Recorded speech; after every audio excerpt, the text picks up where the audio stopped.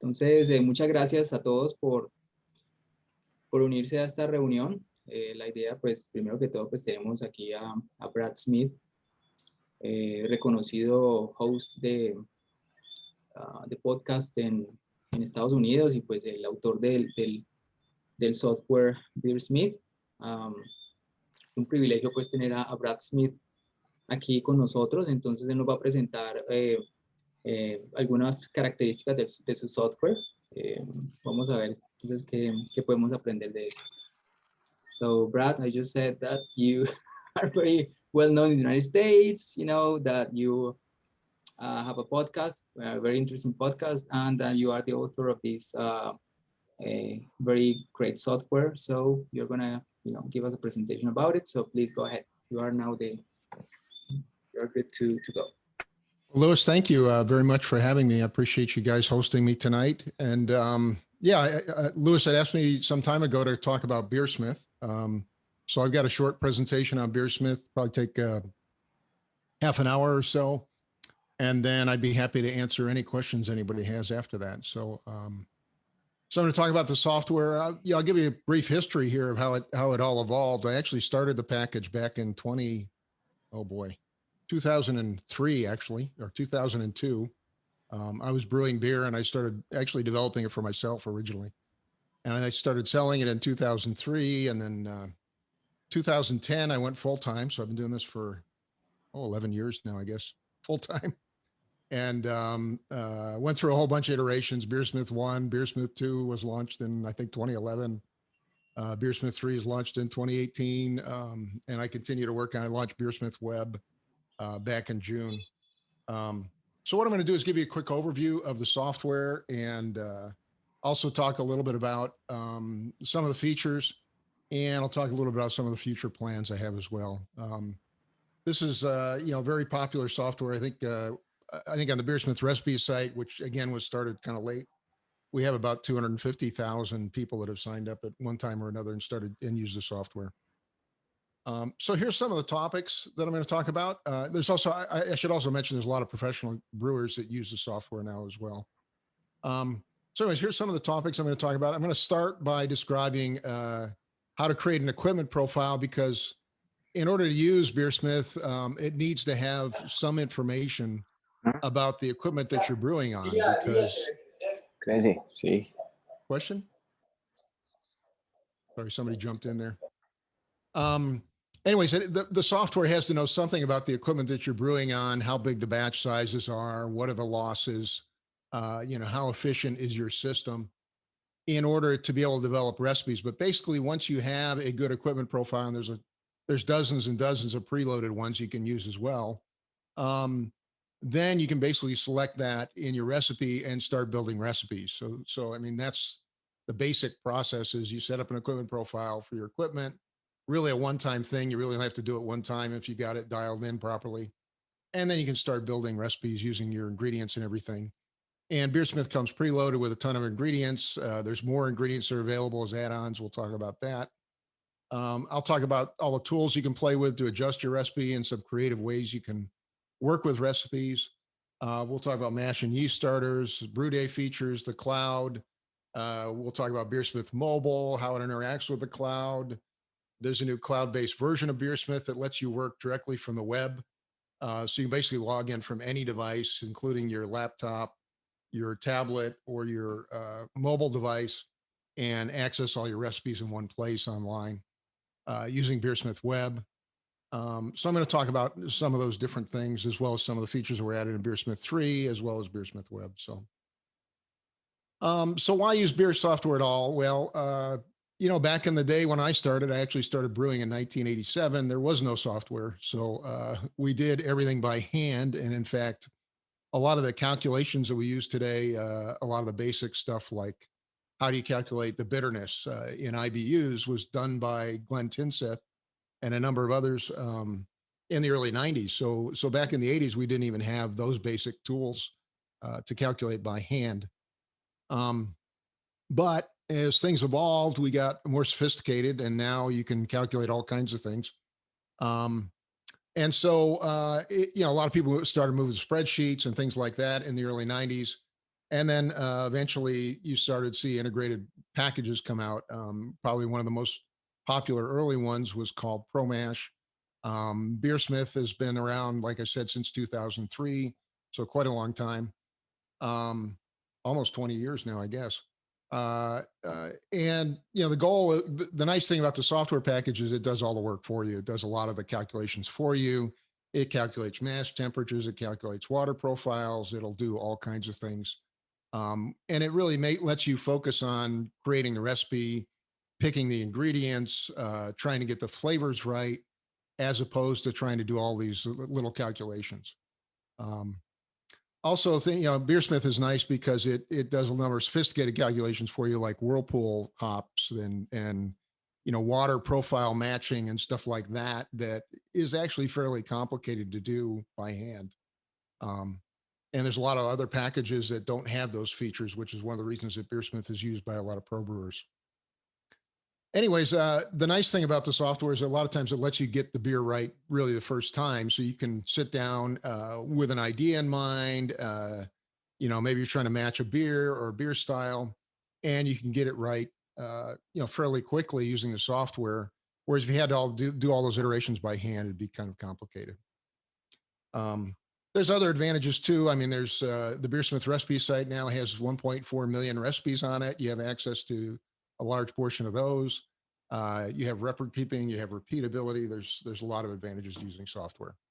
The downside of using software, of course, is there's a learning curve. And BeerSmith, because it has all the full professional features to it, it can be complicated for somebody just starting out. And so I'm going to walk you through the design screen, which is where you spend most of your time and where you do most of the work, and maybe show you some easy ways to do a recipe design quickly. And then as you get into more sophisticated things like, I don't know, designing your own mash profiles or, playing with water profiles or adjusting mash pH, those tools are all in the software, but you don't really have to use them up front. You can just build a recipe and brew it. It's not that hard. So I mentioned the first step really is to create an equipment profile for your recipe. And BeerSmith works backwards from the batch volume to calculate the sparge volume as needed and so on. So basically what we talk about, we typically, when we talk about a beer recipe, are going to talk about the batch volume, which is usually quoted as the amount of wort that goes into the fermenter. So when I talk about here in the United States, it's very common to do a 5-gallon recipe or a 10-gallon recipe, which corresponds to roughly 19 liters or 38 liters recipe. But that's actually the volume that's going into the fermenter. Now, typically you have some losses after that before you actually get it into the bottle, but that's kind of the convention when we talk about a 5-gallon recipe, 10-gallon recipe, 19-liter recipe.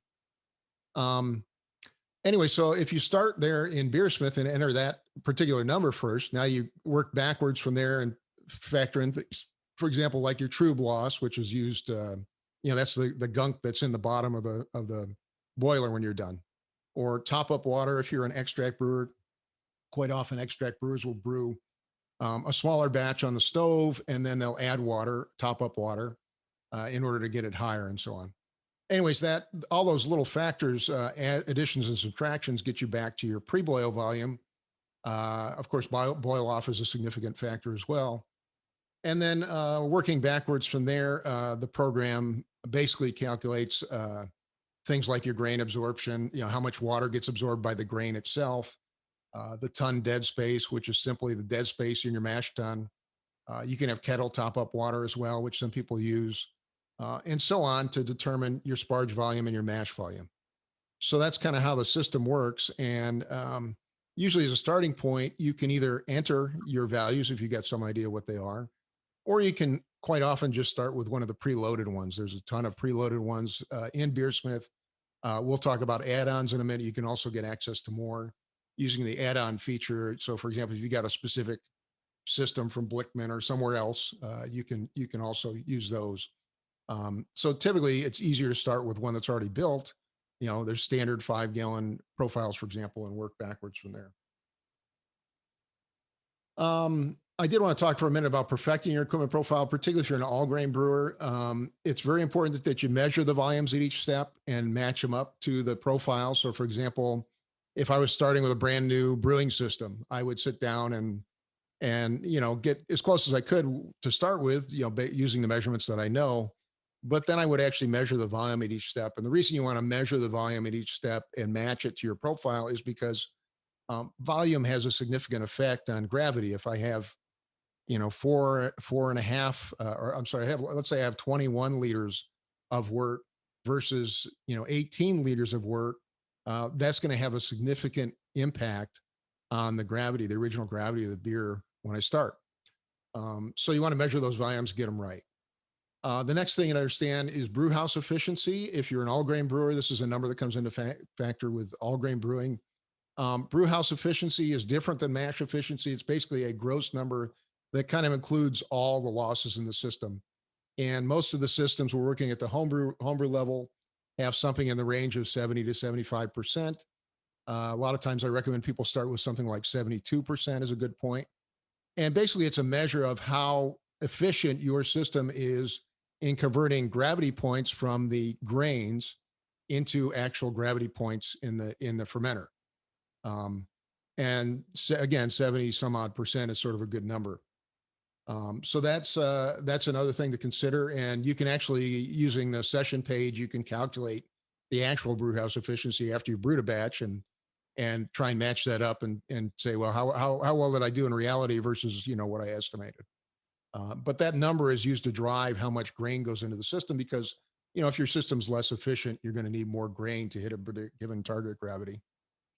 And then the last one some people struggle with is the mash tun heat capacity. It's a measure of kind of the heat absorbed by the mash tun. So, if you think about, you take this cold mash tun, you put hot water in it, you put some grains in it, you mix it all together. It obviously heats up the mash tun. So you lose some heat due to the mash tun. And the mash tun heat capacity is kind of a measure of that. So you can raise it if your mash temperatures come in low, or lower it if your mash temperatures come in high. And it gives you a way to kind of adjust that initial mash temperature, particularly if you're using an infusion mash type system. Okay, so I wanted to go to the, this is BeerSmith software itself. This is the main design screen. So if I was to create a new recipe, this is kind of what it would look like from scratch. And I would usually start on, you do almost all your work from the design screen. And in fact, the other tabs that you see up there for starters and water and mashing and all this other stuff, you don't need to use those right up front. You can use those as you get more familiar with, different features of brewing or more experience with brewing. You can start right from here and basically build a nice recipe and brew it from here. So up on the top left, we got the name, the equipment profile we're working with, and you can just pick it, or as I mentioned, you can create a new one very easily. And there's tutorials on that online. And then you got your list of ingredients kind of in the middle. On the right side, you got buttons to add ingredients. You've also got a big glass that kind of shows you the estimated color as it is right now. And that changes as you start adding ingredients. Down at the bottom, you've got a style comparison guide. And what that allows you to do is compare the beer that you're brewing or beer that you're making against the given style guide. And the most popular one probably in the world right now is the Bjcp, Beer Judge Certification Program style guide, which comes preloaded with BeerSmith. So if I'm brewing English porter or something like that, I can pick English porter down there in the style guide comparison, and it'll show me kind of where I am as I'm building this beer recipe, where I am in terms of bitterness, color, gravity, and alcohol by volume. So it gives me some good guidelines to help me build the recipe, if you will. Down at the bottom, you got mash and fermentation profiles, which we'll talk about in a minute. And then over on the right, you got custom fields, which allows you to pick 100 different fields that you want to display there. And the reason I did that is because, different people want different things. If you're a professional brewer, you might, show different things that maybe a home brewer is interested in. But there's something like 100 fields you can pull up there, everything from, water profile details to total grains, total volume, the cost of the thing, all kinds of good stuff you can use. So to build a simple recipe, basically all you have to do is enter the name, enter the recipe type, whether you're working all grain extract. BeerSmith 3 also supports mead, wine, and cider. So you can do mead, wine, and ciders in there too. And By the way, if you're a beer brewer, you probably already have all the equipment you need to make mead, wine, or cider. So it's kind of a nice adjunct to the hobby is, go make a batch of mead or go back and make a batch of cider. It's kind of fun to do. And it gives some variety for guests that might come over. Anyways, you pick the type, pick up your equipment profile, which we discussed earlier, and then sort of select your target beer style is what I usually do next so that I have some idea of what I'm working with. And then I start adding ingredients. So you just click on the add buttons on the right side. There's a ton of ingredients preloaded in the software, and there's tens of thousands available as add-ons, which we'll talk about in a minute as well. But basically, you can do all that, and then you can click on, there's a button at the top that allows you to show the brew sheet or the brew steps, and it'll literally show you step-by-step instructions on how to brew the recipe that you just built. So it's kind of cool. And as you're building your recipe, everything is constantly getting updated, which we'll talk about more in a minute too. You can create your own ingredients for the software if you like. There are a lot of ingredients already in there. So, for example, hop varieties, there's a ton of hop varieties in the software. There's new hop updates that I put out typically yearly that you can download as well. But if I wanted to create a new hop, all I'd have to do is go to ingredients hops and then click on the add button. I could enter my own data there. So you're not limited to just the ingredients that are in there. If you want to track, I don't know, oddball miscellaneous items like bottle caps or bottles or something like that, you could add those and use those in your recipe if you want to.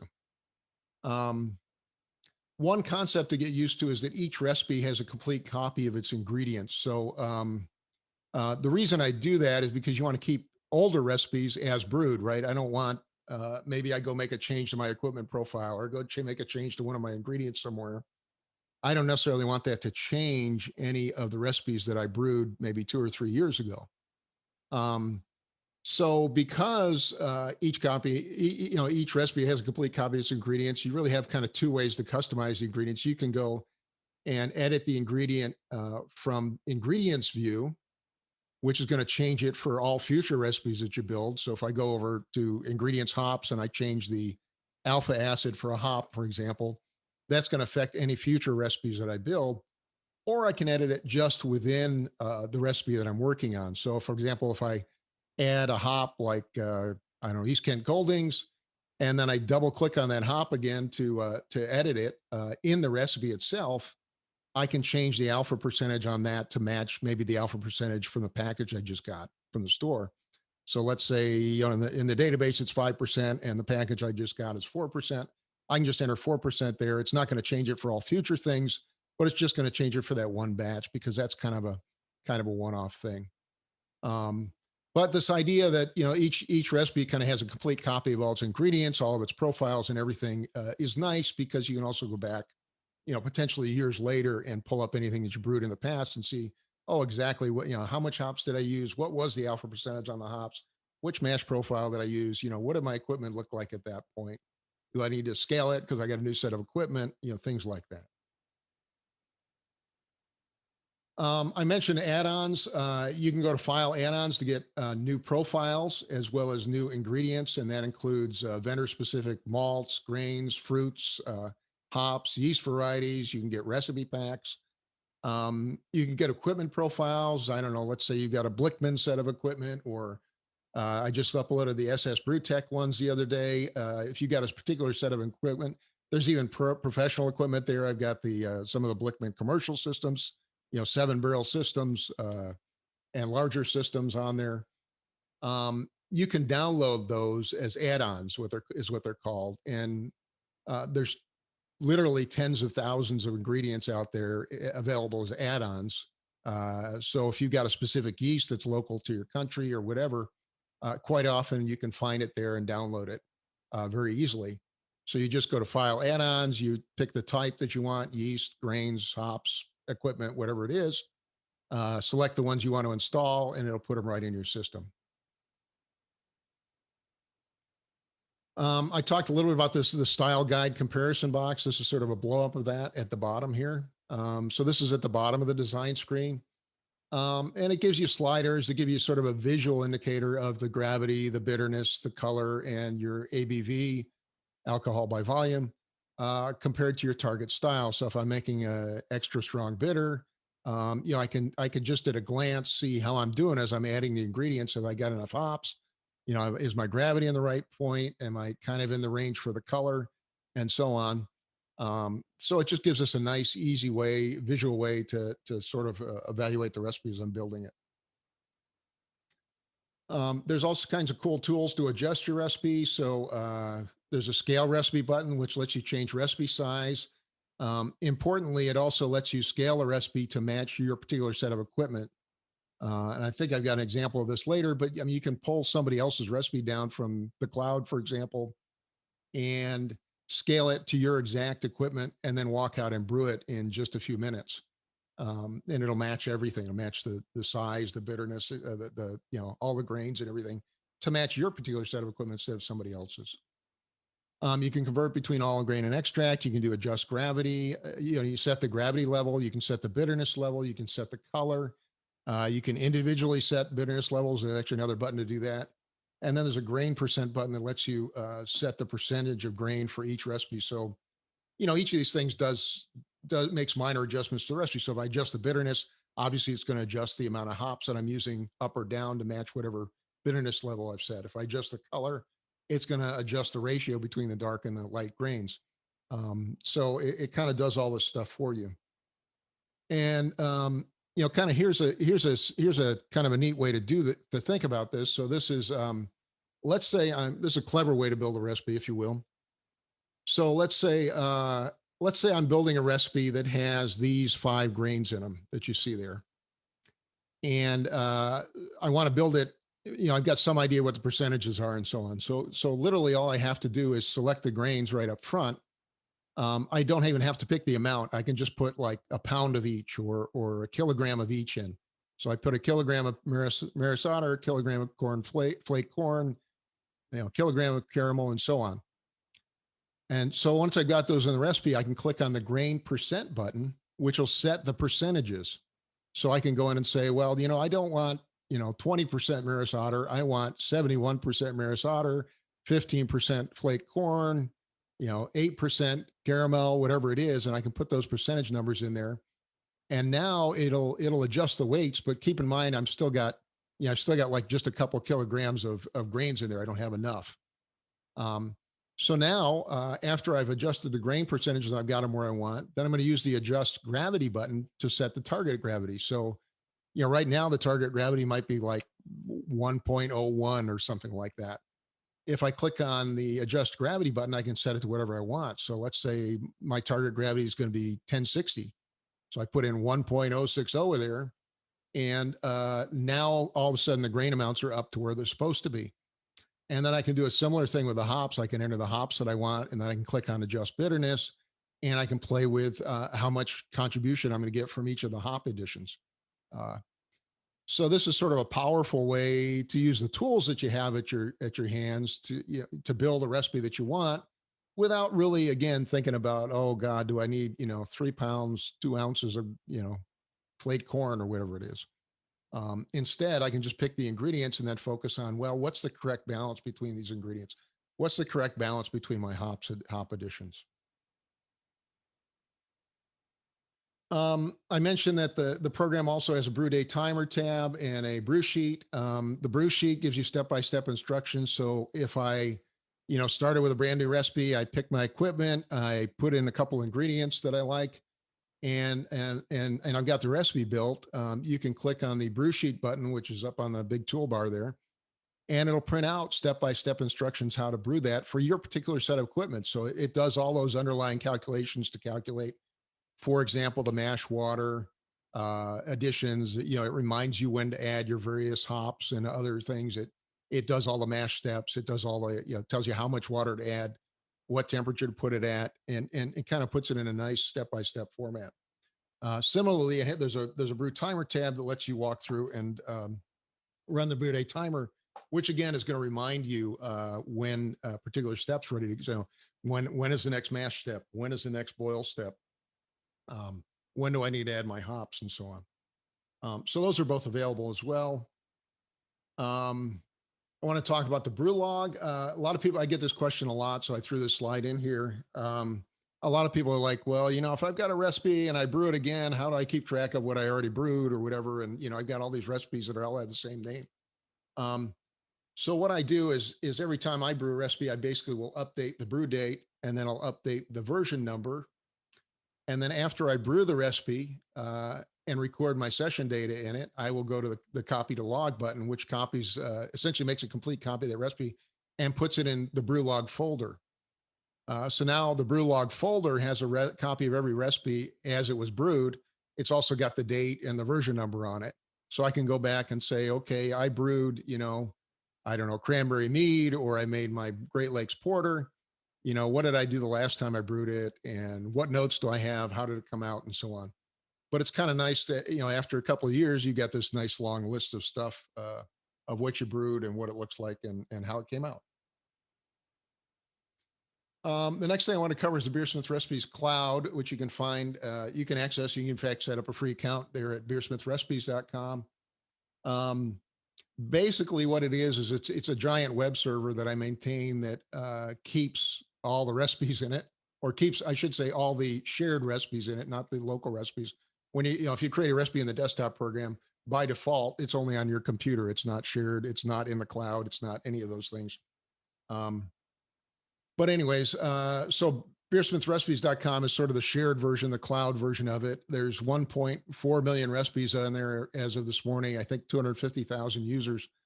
But you can access that from the desktop version. You can access that from the mobile version of BeerSmith, which we sell through the iTunes App Store, Google App Store, and so on. And also the new web-based version, which I launched in June, which is also accessible from all of your different platforms. You can access it from your desktop. You can access it from your mobile.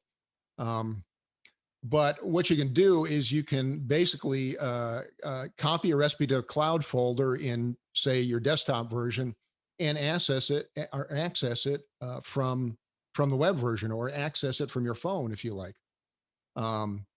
And by default, anything you put in there is private, but if you want to, you can share them as well. So it's kind of a nice feature that you can access all these different things from all these different places.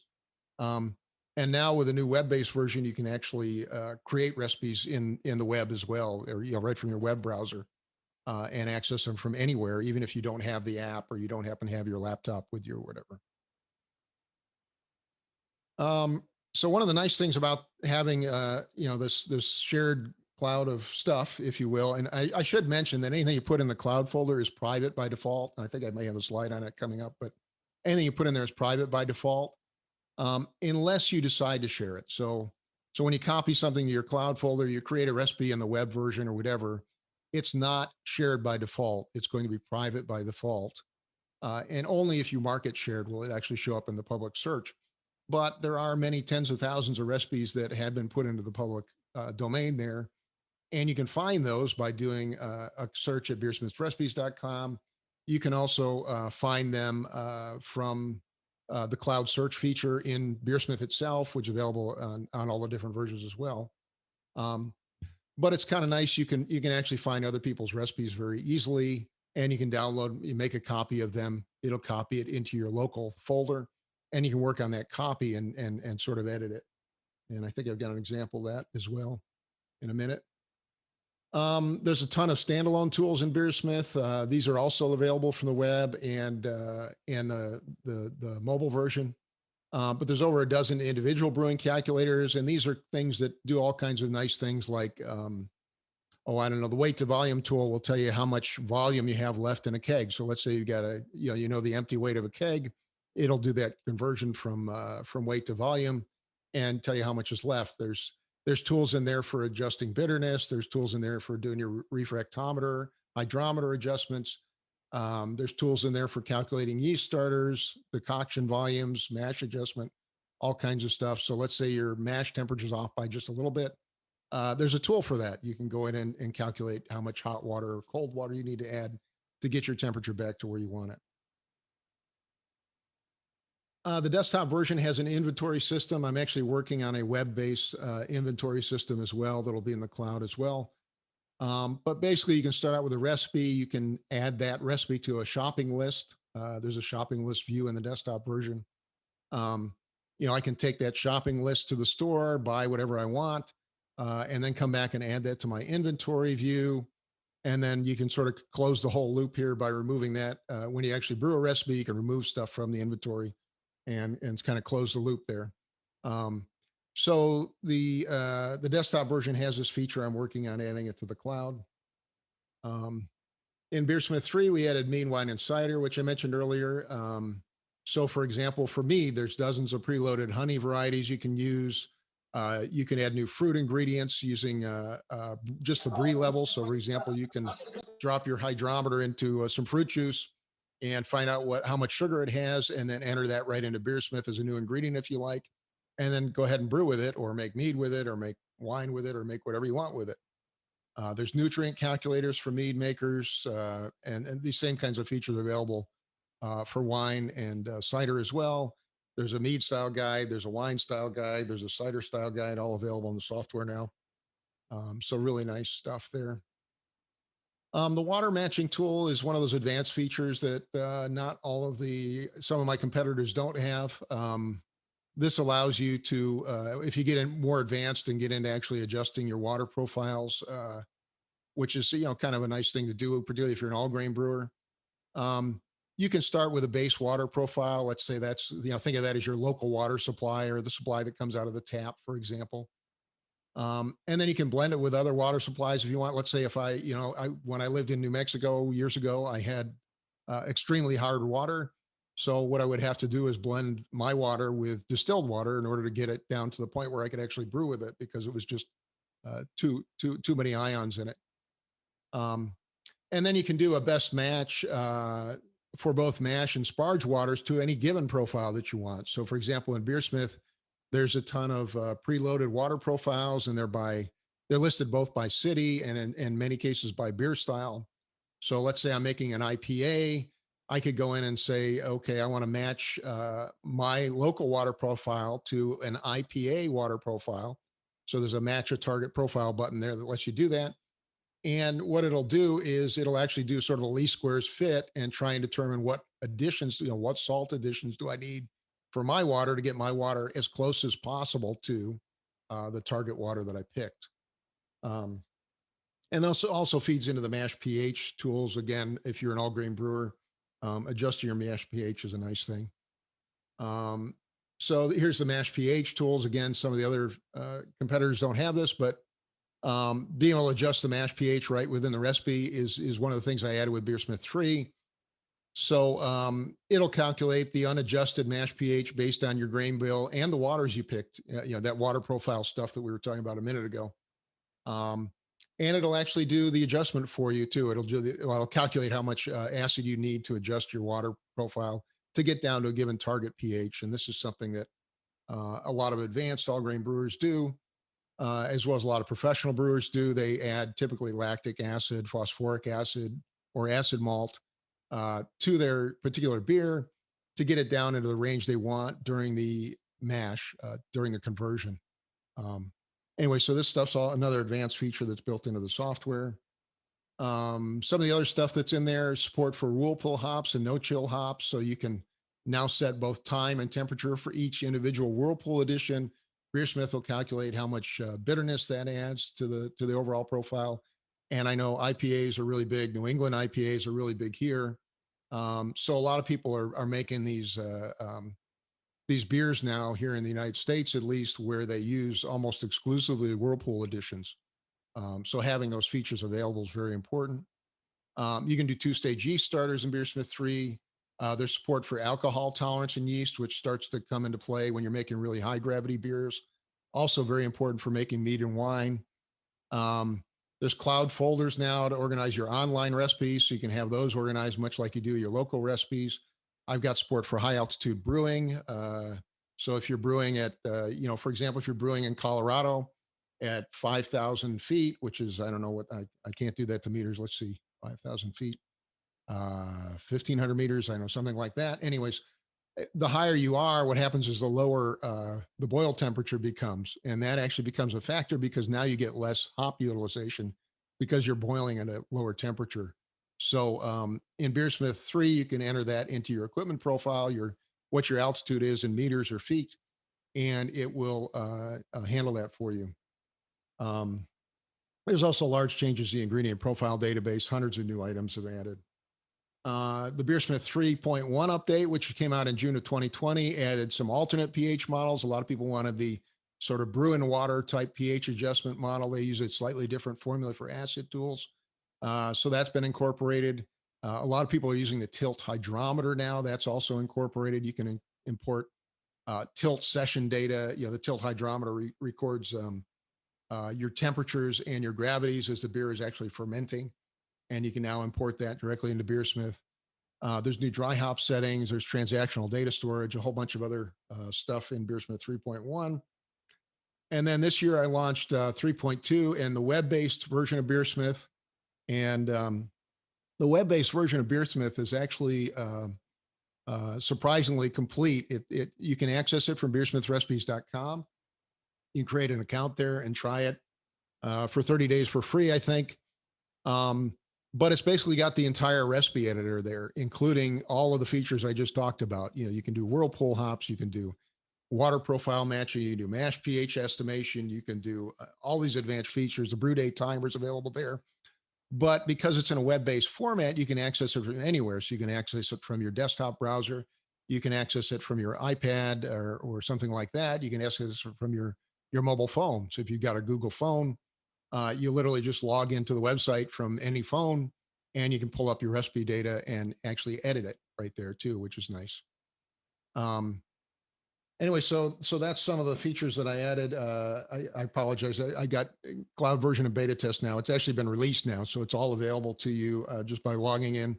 And I should mention the web version is now also free when you buy the desktop version. So if you have a desktop, if you buy anything above the basic level, so you buy a gold, platinum, or pro level account, they all include the web-based version as a baseline as well. So you kind of get that with it, which is kind of nice. So here's a screenshot of the web-based recipe editor. It's very similar to the desktop editor. It's just laid out a little bit. It's a little bit cleaner, a little bit modernized, if you will. And it's also set up for a click-based interface, so you can, click on a button or click on this without having to do sort of the select and edit thing. But it was released in June. It's been very well received. Had surprisingly virtually no problems with it.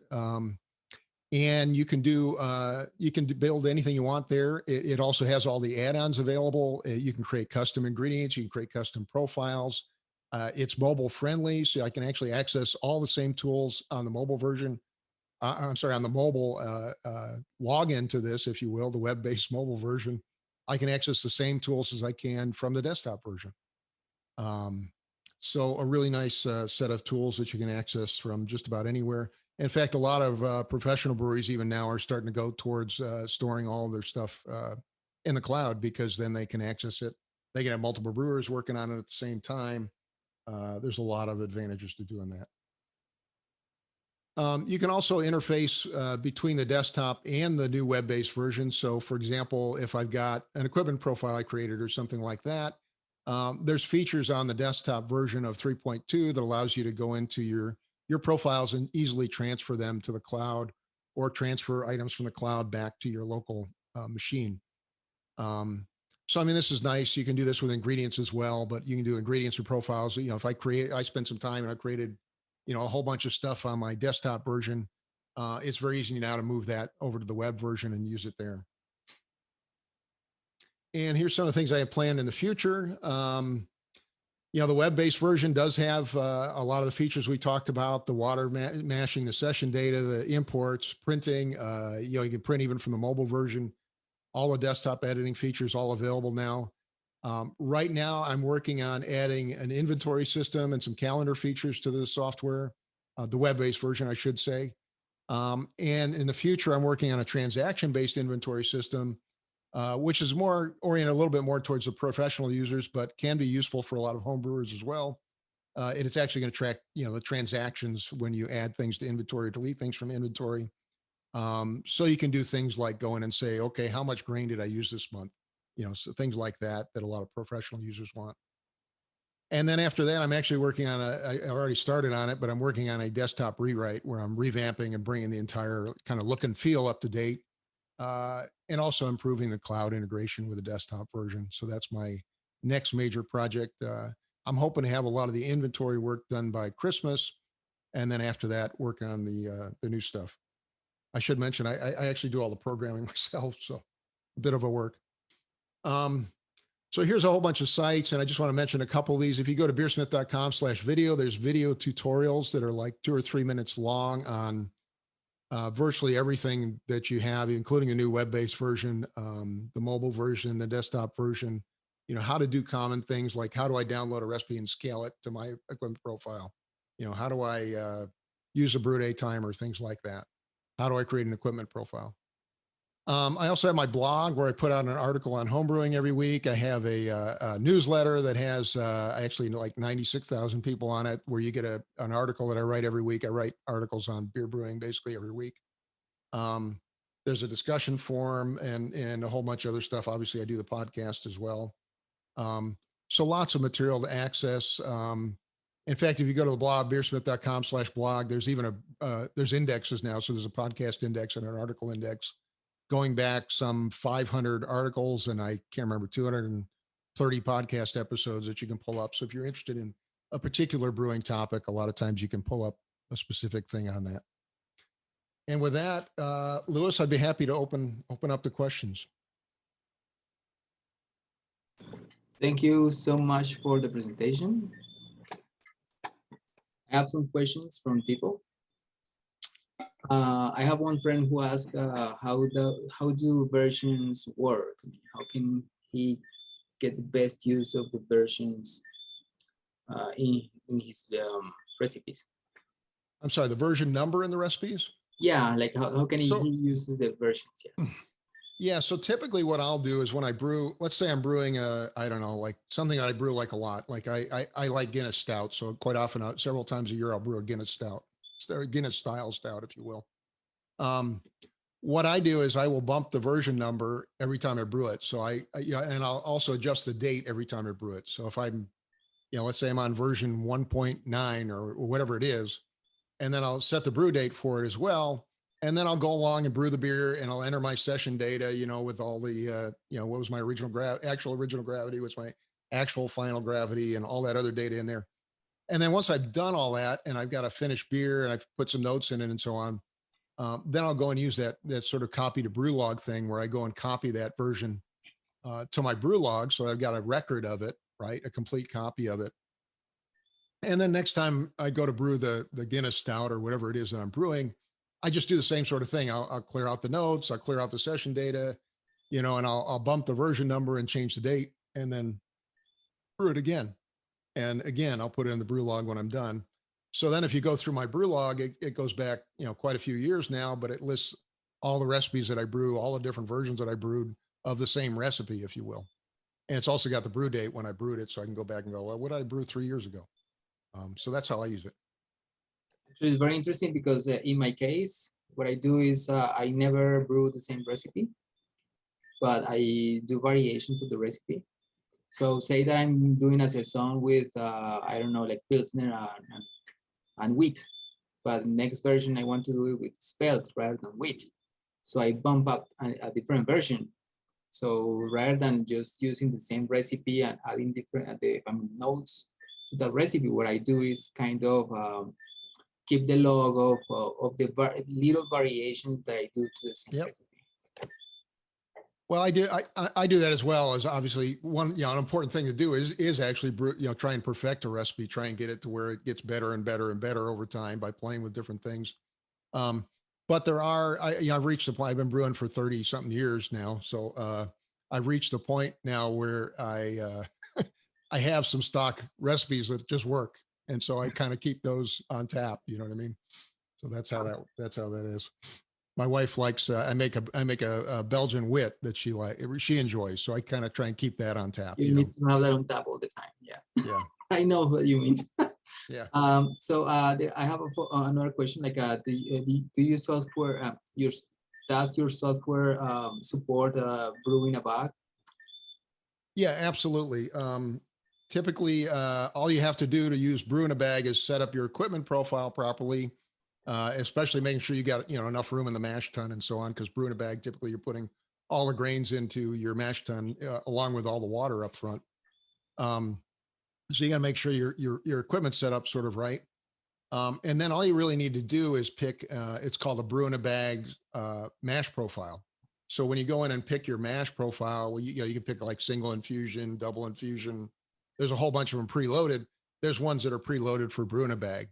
So if you pick a brew in a bag mash profile, there's a setting in there that will automatically kind of force it. It forces the software to put all the water in up front. And in fact, I use a brew in a bag system. I have it's a Blickman, what's the name of it? It's one of the Blickman all-in-one systems, but it's basically a giant brew in a bag system. It's the Brew Easy, I'm sorry. So I have a Brew Easy in the other room here. And it's basically a giant brew in a, it's a 2-vessel system, but it's basically a giant brew in a bag system is effectively how it works. So yes. And if you want to look it up, there's also articles on brew in a bag and BeerSmith you can look up very easily on Google. I have another question, like does BeerSmith has a tool to calculating beer loss by dry hopping? No, I do not have a specific calculator to do that. I do have, you can put in a fermenter loss. So you can put in, I'm expecting to lose, I don't know, 3 liters to in the fermenter before I get to the bottle, for example. But I don't have an automated calculation that tries to calculate, okay, you're using pellets and how much of that's going to be lost to the dry hopping. I haven't done anything like that. If anybody's got good data on it, though, I'd love to add something like that. I just don't have good data on, how much a given pellet absorbs. Sure, that's now with hazy IPAs, that's going to be a good cool feature to add. Yeah. Some people are using, several ounces per gallon, which is a lot. Yeah, that's true. Let me see. Can you log your brew day actuals for a recipe? Like volumes at each stage, gravity at each stage, to adjust equipment corrections for future recipes? Yeah, I have. If you go to the session, I didn't show you all the tabs. I was sort of focusing on the design tab, trying to make, give you sort of an overview. But if you go to the session tab, which is one of those tabs up there on the, when you open up a recipe, you can go in and very easily enter, all your volumes and so on there. There's space there. And typically what it does is it'll show you the estimated volume, and then it'll give you space to enter your actual volume, or your estimated gravity, estimated actual. So you can enter all the data in there, and it'll do calculations from that as well. So if you enter all your volumes and your gravities, it'll show you, for example, what your actual brewhouse efficiency was and what your actual mash efficiency was based on those volumes that you entered. So that's all on the session page. And yeah, I typically record that for every batch. I'll record the, at least the volumes and the gravities as a minimum. And that's where you go and record that. What operating systems are supported on the local client? Sure. The desktop version, which is the main software that a lot of people use, is available for PC, Mac, and Linux. And I also have a mobile version, which is available through the app stores. And I think the 3 big app stores are Google Play, iTunes, and Amazon app stores. So it's both, runs on both systems, if you will, both of the popular phone systems. And then, as I mentioned, the web-based version, which is becoming a lot more popular, I launched it in June. That actually works on any device as well. So you can, any web browser you can use. So it's set up with the whole web-based version is set up with 2 different layouts. So it's got a desktop layout, if you will, that runs on your desktop size browser or your tablet. And then it's also got phone size layouts that work with your phone. So you can log in. You can try it right now if you want. You can go to beersmithrecipes.com and click on, set up an account, click on the trial button there. And you can go right in and start creating recipes right there from your phone, from your desktop, from your tablet, all in one thing. And then because I combined that with the desktop license, you can get the desktop version and the web-based version if you buy anything gold or above, basically, any of the licenses. Okay. Yep, thank you. I think this question you already answered, but do you support for, you have support for inventory management? So yeah, right now the inventory system is only available on the desktop version, and it's kind of a simple inventory. It just kind of records what you put in, basically.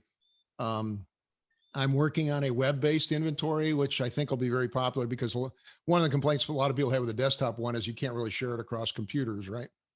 And so there's a lot of professional brewers, for example, that want to be, several people to access the inventory system. So I'm working on a cloud-based system. It's probably going to be in 2 different versions. So the simple version is going to be very much like the desktop version is today, where you can just sort of enter your inventory and kind of keep track of, what you brewed. And then, as I mentioned, I'm also working on a transaction-based inventory system, which is more sophisticated. It'll actually track all the ins and outs, if you will, of inventory. So then you can run a report, which a lot of professional brewers want to do, which is, okay, how much grain did I use this month? And it'll tell you, how much actually went in, how much actually went out, kind of a thing. So I'm working on that as well. I'm hoping to have both of those done by the new year at least. Okay. Yeah, I have another question. Like, when you add new fermentables into the recipe, what features can you include to give more like accuracy to the execution of the recipe?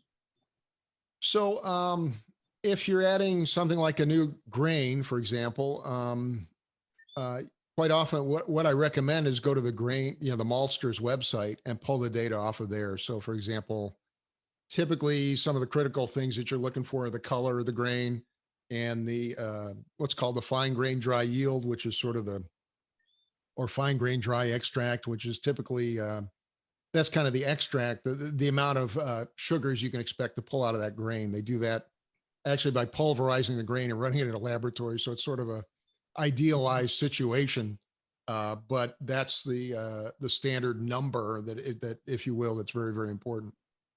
Some of the other things like moisture and stuff are in there for reference, but they're not really all that relevant to the calculation itself. It's really mainly that yield and the color. But it varies. I mean, yeast, for example, there's several parameters that come into play with yeast, like the average attenuation you get from the yeast. What's the alcohol limit for the yeast becomes very important, because especially if you're making high gravity beer. But again, what I recommend, if you can, is if the data is not in BeerSmith, you can't find it in one of the add-ons, and you're entering it yourself, go to the manufacturer's website and pull that data off. And most of them do publish it. I mean, most of the maltsters do publish malt data sheets. The yeast guys, they publish yeast data sheets that are all available online. Actually, that happened to me when I started using the ingredients that I find in Colombia, which are not the same that I find in the United States. I started doing that, like adding new fermentables and new ingredients, but then I realized that I could use the add-ons. So I was doing double work. There's a ton of add-ons, and I try and update them. I keep a running list of ones to add as well, and I actually have somebody who helps me do data entry work because it takes a lot of hours to enter everything. But yeah. So is there any way to download my recipes to PDF or similar formats? Not directly. The software itself doesn't put out a PDF format. It's typically in HTML. You can download the software. You can download the thing in HTML. However, it's actually fairly easy to download a what's called a PDF printer. I don't know if you're familiar with those, but you can, almost any system, you can get a PDF printer, which is like a fake printer you can install on your desktop or your other devices. That essentially takes the output from the software and prints it to PDF, if you will. That's what I recommend if you want to go directly to PDF. But you can save the HTML pretty easily from even from the web-based version. You just save the printout as an HTML file, for example. You can do the same thing from the desktop. There's a button actually on the desktop version to save the HTML. So those are options. Okay, I have a few more questions. I have one that is 2 questions. I'm going to do one. So are you going to add tools to improve the use of hops in the dry side, biotransformation, etc. So I'm not sure with 3.1, which about a year ago, I did add on the dry hops. Now you can actually put in, exactly when did you add it? Which phase did you add it in? How long was it in there? So you can do things like, okay, I'm going to add it for 3 days in the primary, or add it for, 2 days, 3 days into the primary, and then I'm going to dry hop for 2 days. You can put that kind of specificity is actually in the latest version of BeerSmith if you have the latest version. So, so I think that's in there. What I don't have is any kind of way to estimate the bitterness from some of the dry hop additions. There's some recent research that's been done by a couple of universities on trying to estimate, they have evidence now that there's some bitterness that comes from dry hopping. Obviously, the problem is that it's not happening. That bitterness isn't coming from isomerization. It's coming from something else. It's coming from other compounds in the hops, if you will. So it's difficult for me to estimate, how much you get there. Obviously, you get a lot of aroma, which is the main reason for dry hopping, is to get, the aroma oils, which has been also a ton of research on that. You can go listen to the latest podcast I did with Stan Hieronymus. He went into just some of the recent research that's been done on dry hopping, and it's pretty eye-opening, some of the stuff that they're finding now. Things like how, the main topic of the podcast, I think it was like 2 weeks ago, Stan was talking about something called survivability.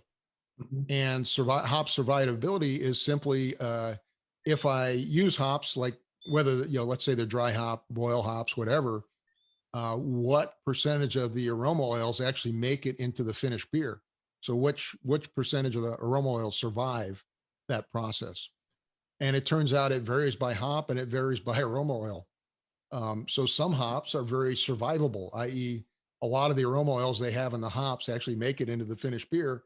And then there's other hops that are not. So if you really want to use those, for example, late in the process, because if you use it too early in the process, they won't survive well, right? The aroma oils that you're trying to preserve don't actually make it through the process.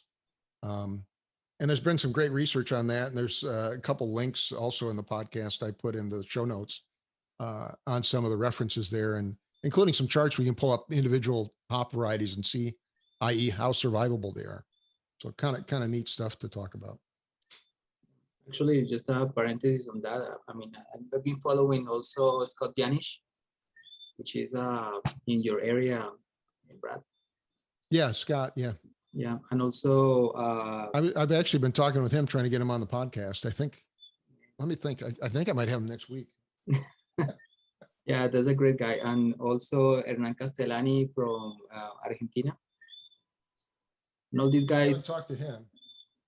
Yeah, that's a great guy to interview. You have the. Yeah, so I'm interviewing Scott Janisch on Monday. Awesome. Yeah, he's gonna speak about survivals and all that, and yeah, there are some hops that survive, and actually, like with Hernan Castellani, he's offering these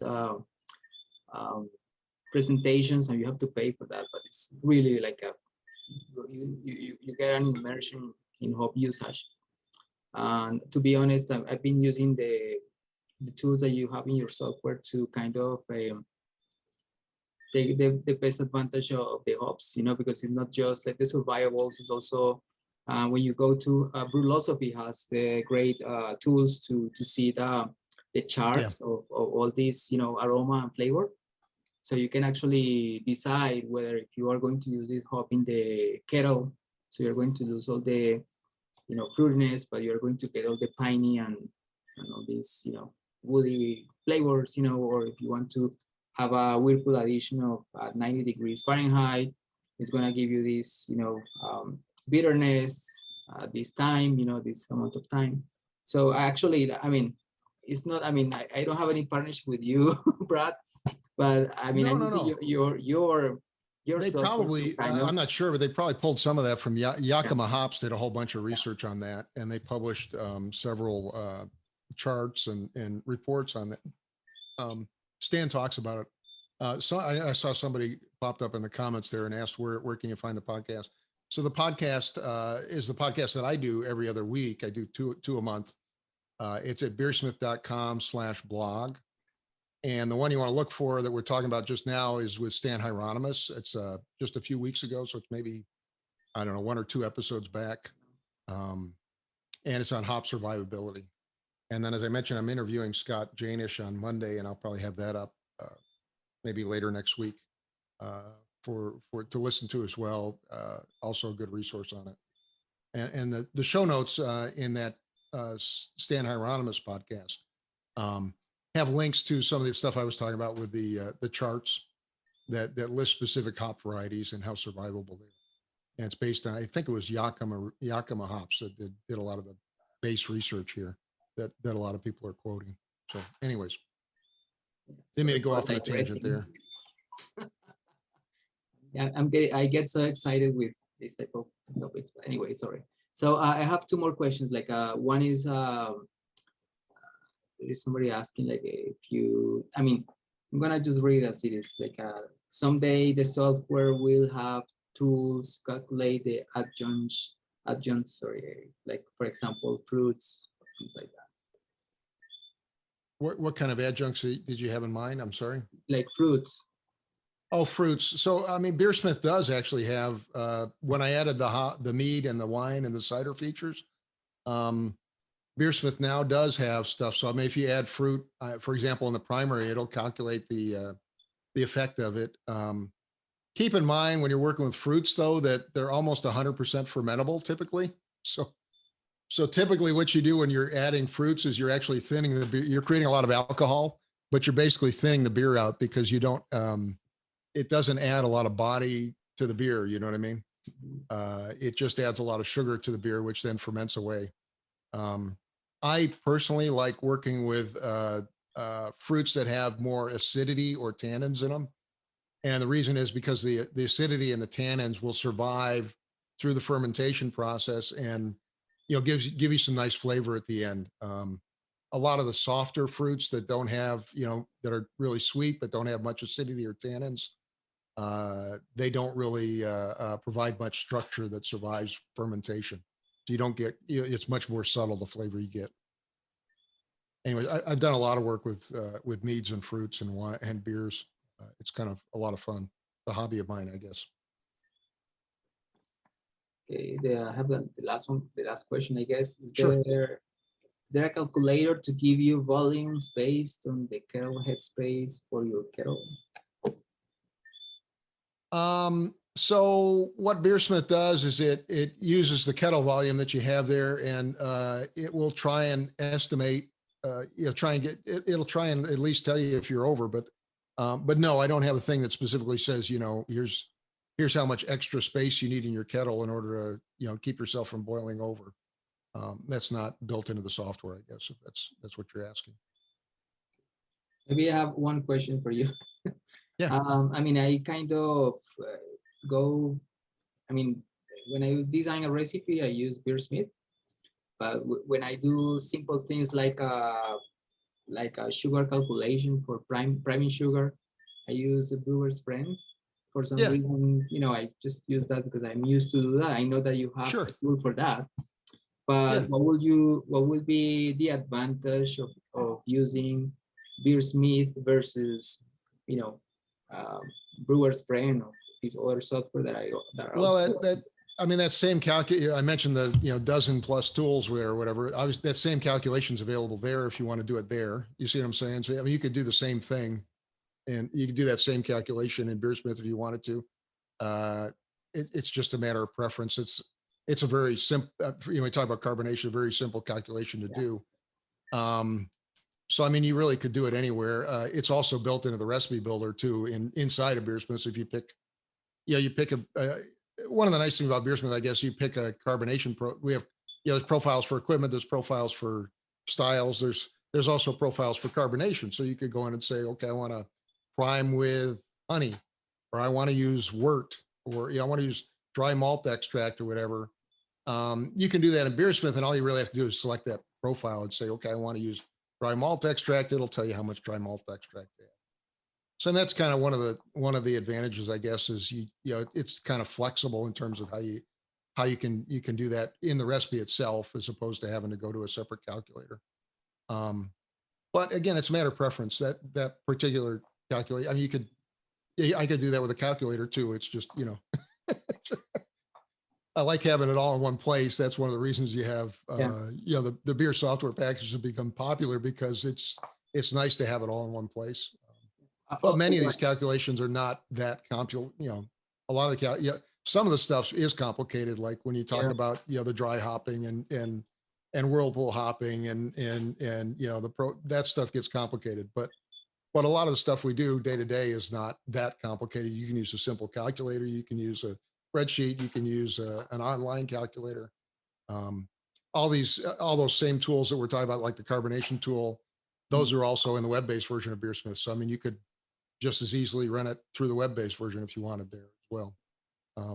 I like having it in the recipe itself, because then it just shows me on the brew sheet what I've got. You know, okay, I'm going to add, you know, I don't know what it is, you know, 3 ounces of priming sugar or whatever it is to you know, ferment the thing out. So, do you have time for the last question? Because somebody, yeah, of course. Okay. We're fine. Headspace question was for measuring volumes on brew day, where Kettle doesn't have volume markers. Yeah. But can take a tape measure and measure the depth of the depth to top of liquid. Knowing Kettle dimensions, you can calculate the volume at that moment. Yeah. I don't have a calculator to do that, but what I've done in the past, if I have a kettle that doesn't have markings on it, right? I'll do something simple like buy a stick or a dowel. You know, stick is a dowel is a wooden, you know, really thin wooden stick, and then put marks on it. You know, so I'll put in a gallon of water or whatever it is, 10 liters of water, whatever you want, and then put a mark, and then, you know, the next 10 liters, put another mark, or whatever division you want, right? And then I can use that stick to measure exactly what the volume is. It's kind of simple, but it does work pretty well, actually. So that's what I've done in the past. I've seen people do other things. You know, I've seen people go in and etch markings on their brew pot or whatever, but I don't know. I think using a stick's probably just about as simple as it gets. Questions are popping up, but I'm not sure if you have more time. Sorry. Let's do this last one. Okay. Let me see. Do you think there's space in your software for a tool that let you compare the BeerSmith numbers in the recipes with the ones that you get in real life? Like, you know, make some kinds of assist problem solving? Yeah, I mean, I think I mentioned on the session page, it does kind of do that, in that it'll show you the estimated value for a given volume or whatever it is, right? And then it'll also show you the actual, right? And it also does calculations based on that. So it can show you, you know, based on your actual final gravity and your actual volumes and your actual this, I can go back and calculate my actual efficiency. For, you know, this is an example, but that's you know, kind of an example of where you can, you know, then I can use that number to dial my equipment in again next time. So let's say my efficiency is way off and my gravity was too low or my gravity was too high. I can go in, take all those measurements, figure out what my efficiency actually was for the batch of beer that I made. And now I can adjust that to make my next batch of beer, for example. Or let's say the volumes are off. I can adjust the volumes in the equipment profile. And now I'll use that to make my next batch of beer, right? And by, you know, kind of sort of, you know, slowly tweaking your equipment profile, you can, you know, fairly quickly get to a very accurate picture of the beer. And there's, you know, there's variations too. Like I actually have 2 equipment profiles. I have one that I use for high gravity beers. And the reason is simply you're going to get much lower efficiency when you're making a high gravity beer than you are with a low gravity beer if you're an all grain brewer. And that's just purely a function of the fact that you've got a ton of grain and relatively little water in the high gravity beer, right? Mm-hmm. So I actually have, you know, a second equipment profile that I use when I'm doing high gravity beers to go, okay, I know my efficiency is going to drop way down when when I start making these big beers. And that's how I do it. So, I mean, it's just an example. All right. So thank you very much, Brad. It's my pleasure. Yeah, really, really appreciate it. I mean, for those who are curious to see the software, I mean, I can just hang out and show you, give you like a glimpse of what it is, But thank you very Yeah, and much you can certainly can try it online as well. You can download the 21-day trial, the desktop version. You can download. I think it's a 30-day trial on the web version too. So go ahead, Louis. I'm sorry. Thank you very much. Thank you very much, Brad. Well, thanks for having me, and appreciate you having me. If you'd like me to come back sometime, talk about beer brewing, I'd be happy to do that too. I have a whole bunch of presentations on beer brewing that I do as well. It would be awesome, man. Thank you for the opportunity. Yeah, to be thank you here. very much. Bye-bye.